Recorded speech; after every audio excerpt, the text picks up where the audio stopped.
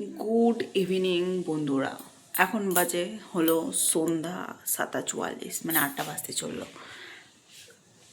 ঘুম থেকে উঠলাম, মানে দুপুরবেলা 4টের সময় শুয়েছি, 7:44 বেজে গেছে। 4 ঘন্টা ধরে বিছানায় ল্যাদ খেয়ে পড়ে আছি।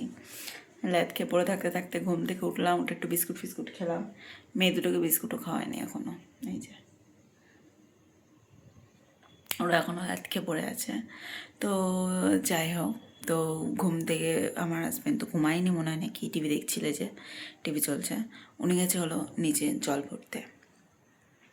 তো মহেশবাবুর একটা বই দেখছিলাম, স্পাইডার বই দেখতে দেখতে হঠাৎ করে ইচ্ছে জাগলো মহেশবাবুর ফ্যামিলি হিস্ট্রি দেখতে দেখতে মহেশবাবুর ইনকাম দেখতে ইচ্ছে করলো। তো ইনকাম দেখে আমার হাজব্যান্ডের দুজনের মাথা ঘুরে গেল। যাই হোক, মাস গেলে বসে বসে ওদের কোটি কোটি টাকা ইনকাম। তাই আমার হাজব্যান্ড একটা কথা বললো, মহেশবাবুর যখন এত পয়সা, আমাদেরকে 5 কোটি, আমার নামে 5 কোটি, ওর নামে 5 কোটি, আমার মেয়েদের নামে 1 কোটি দিলেই আমরা খুশি। এত দান ধান করে আমাদেরকে তো একটুখানিও দিতে পারে নাকি? ওর মনের সুপ্ত একটা ইচ্ছাও জানালো, তাই তো? ওর মনে একটা সুপ্ত ইচ্ছা জাগলো। তো তারপরে মনে হলো হ্যাঁ সত্যি তো, দিতেই তো পারে।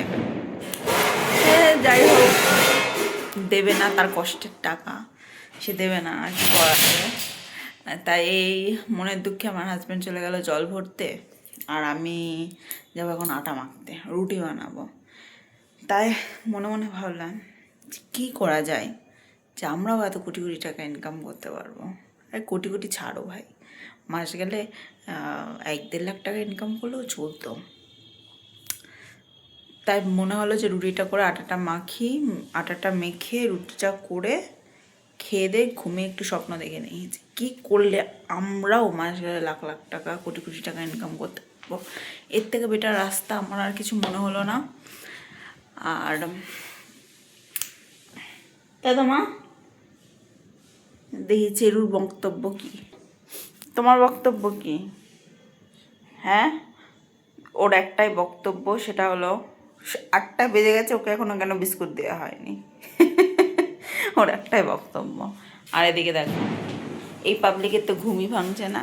কি চার্লি, তোমার কি বক্তব্য? তোমার কি চাই কোটি কোটি টাকা? ওর কোটি কোটি টাকা চায় না, ওর একটুখানি একটু জুতজাত করে কেউ ঘুমাতে দাও, ব্যাস। ওর জীবনে এইটুখানি চাওয়া পাওয়া। আর এর দেখো কী হয়েছে মা, তোমার ঘুমও পাচ্ছে, বিস্কুটও খেতে ইচ্ছা করছে, সব ইচ্ছা করছে। কি করবে দেখেছো? আমরা সবাই আমাদের নিজেদের লাইফে দেখেছো কতটা পরিমাণে ফার্স্ট্রেট। হ্যাঁ, লাগবে। ভালো হয়। ওকে 5 কোটি টাকা কেউ 5 কোটি টাকা ছুঁড়ে মারো, 5 কোটি টাকা ছুঁড়ে মারো ওর মুখে।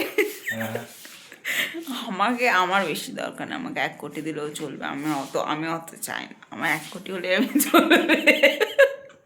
বেশি না, 50 লাখ টাকার সোনাদানা কিনবো, আর 20 লাখ টাকার মধ্যে একটা বাড়ি করে নেবো, আর বাদ বাকি 30 লাখ টাকা দিয়ে খাবো, মানে ব্যাংকে রেখে ইন্টারেস্ট করে করে খাবো, ব্যাস। একটুখানি সোনাদানার শখটাও মিটে যাবে, আমার একটা বাড়ির শখও মিটে যাবে, ব্যাস। ছোটো মোটো বাড়ি হলেই হবে, অত লাগবে না। আর ওর 5 কোটি, তোমার কি 5 কোটির কম লাগবে? তাহলে বলো, আমাকে দিতে ইচ্ছুক হয় একটু। আরে বাবা, তো বাড়ি যখন করছে সেরকম বুঝে বাড়ি কর, 20 লাখ টাকা তো বাড়িতে লাভ আছে বলো। 5 কোটি যদি পাই, মুকেশ আম্বানি তো বাড়ি রানাঘাটে করে নেবো। মুকেশ আম্বানির মতো বাড়ি করবা? মুকেশ আম্বানির জুতোতে তোমাকে ছুঁড়ে মারবে। ওই জুতো, হ্যাঁ মানুন শুনুন, তাই মানুন জুতো বিক্রি করে টাকা তুলে নেবো, সোনার জুতো হবে। একটা পাই জুতো ছুঁড়ে মারুন, নিয়ে নেবো, বেঁচে দেবো, কম করে 1 কোটি টাকা তো পাবোই। বাহ, দারুণ আইডিয়া।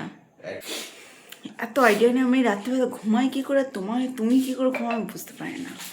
বুঝতে পারছো ব্যাপারটা? কি করব, ঘুমিয়ে পড়ি এত আইডিয়া নিয়ে, আরও আইডিয়া বের করার জন্য। ঠিক আছে, এই হলো আমাদের সন্ধ্যার কনভারসেশন, আমার আর আমার হাজব্যান্ডের।